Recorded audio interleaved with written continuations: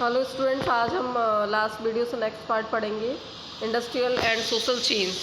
This was the time of economic and social change. ये कैसा time था? Social change और इकोनॉमिक चेंज का टाइम था, यानी सामाजिक रूप से और आर्थिक रूप से बदलाव का वक्त था। And it was also the being of industrial revolution. Man and women children are pushed into factories for low wages, and liberal radicals who were factory owners felt the efforts must be encouraged so that benefits of industrialization should be passed on the workers। इसमें क्या हो रहा था कि जो man थे, women थी या फिर जो बच्चे थे, उनको फैक्ट्रीज़ में काम करने के लिए पुश किया जा रहा था कि आपको फैक्ट्रीज़ में काम करना ही पड़ेगा। भाई इंडस्ट्रियल रिवोल्यूशन की शुरुआत हो गई थी। जैसे कि लोग पहले क्या करते थे, खेती ज़्यादा करते थे। अब इंडस्ट्रीज़ इतना लगनी शुरू हो गई कि लोगों के खेत ख़त्म हो रहे थे। तो अब ऐसे में क्या हो रहा था कि जो आदमी थे, औरतें थी, बच्चे थे, वो सब कहाँ जा रहे थे? वो सब जा रहे थे फैक्ट्रियों में काम करने के लिए। और उनको वेजेस मीन्स सैलरी समझ सकते हो आप लोग। वो कैसे मिल रहे थे? बहुत कम मिल रहे थे। तो यहाँ पर दो ग्रुप निकल के आए थे समाज में, एक रेडिकल्स, दूसरा लिबरल्स। अब वो ये चाहते थे कि भाई जो बेनिफिट्स हैं वो कहीं ना कहीं वर्कर्स को मिलना चाहिए। जो फैक्ट्री ओनर्स हैं उनको इस तरीके के एफर्ट्स करने चाहिए ताकि जो बेनिफिट्स हैं वो किसको मिले? वर्कर्स को मिले। ठीक है, इतना क्लियर हो गया। आगे है socialism in Europe. Socialist were against private property. जो सोशलिस्ट थे वो प्राइवेट प्रॉपर्टी के अगेंस्ट थे। And so it root of social evils. और उनका मानना ये था कि जो अगर मान लो इंसान के पास प्राइवेट प्रॉपर्टी होगी, यानी कि एक फैक्ट्री ओनर है, तो अगर ये फैक्ट्री गवर्नमेंट की नहीं है तो प्राइवेट ही हो गई ना। तो अगर इस तरीके की फैक्ट्रियाँ लगी हुई हैं तो ये समाज में बुराई फैला रही हैं। ऐसा किसका मानना था? सोशलिस्ट का। उनका कहना ये था कि भाई जो प्राइवेट प्रॉपर्टी है वो समाज में बुराइयों को लेकर के आती है। They are different vision of the future. उनके पास भी अलग एक दृष्टिकोण था चीज़ों को देखने का कि फ्यूचर कैसा हो जाएगा इससे।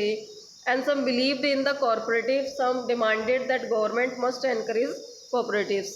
तो यहाँ पर क्या हो रहा था कि लोग कोऑपरेटिव्स में बिलीव कर रहे थे और वो ये चाहते थे, मतलब सहयोगी जो सहकारी समितियाँ होती हैं उनको कह रहे थे।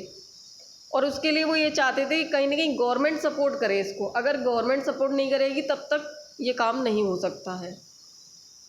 And Karl Marx and Friedrich Engels added that industrial society was capitalist. Marx believed that socialist society would free the workers from capitalism. This would be a communist society. भाई कार्ल मार्क्स और Frederick angel ने दो चीज़ें और इसमें add कर दी थी। वो थी कैपिटलिस्ट।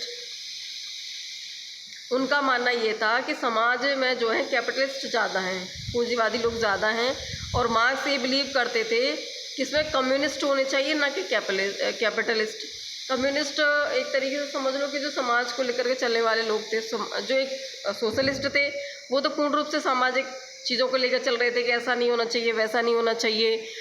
या फिर जो प्राइवेट प्रॉपर्टी है वो क्या कर रही है, समाज में बुराइयाँ लेकर आ रही है।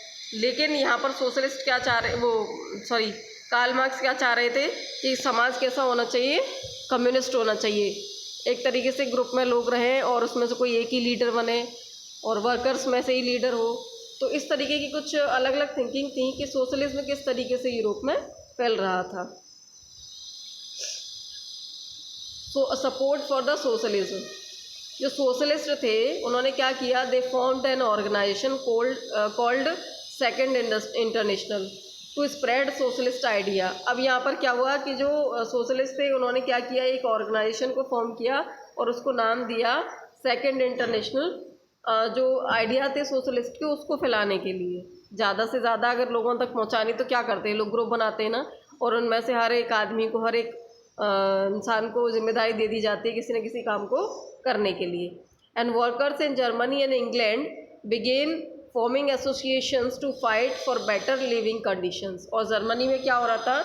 जर्मनी के जो वर्कर्स थे, इंग्लैंड के जो वर्कर्स थे, वो एसोसिएशंस को बना रहे थे ताकि वो एक अच्छी लाइफ के लिए क्या कर सकें? फाइट कर सकें कि हमारी लिविंग कंडीशन भाई अच्छी होनी चाहिए, बहुत ज़्यादा हम परेशान हो गए हैं। And they set up funds for members in distress, reduction of working hours and right to vote. और उन्होंने फ़ंड इकट्ठा किया इसलिए कि लोगों को हम अधिकार जो फंड था लोगों को इसलिए इकट्ठा किया कि लोगों को परेशानी के टाइम पर हम उन्हें दे सकें। दूसरा उन्होंने ये डिमांड की कि भाई जो वर्किंग आवर्स हैं, काम करने का जो टाइमिंग है उसमें रिडक्शन होना चाहिए। 12-12 15-15 घंटे आप काम करा रहे हैं तो ये कोई तरीका नहीं है, तो जो घंटे हैं काम करने के उनमें वो रिड्यूस होने चाहिए। और तीसरा था आपका राइट टू वोट देने का अधिकार भी लोगों को होना चाहिए। अब आता है इधर रशियन रिवॉल्यूशन। अब इसको हम अगली वीडियो में पढ़ेंगे, ठीक है। और आप लोग इस वीडियो को देख लो और ये नोट्स अपनी कॉपी में उतार लेना।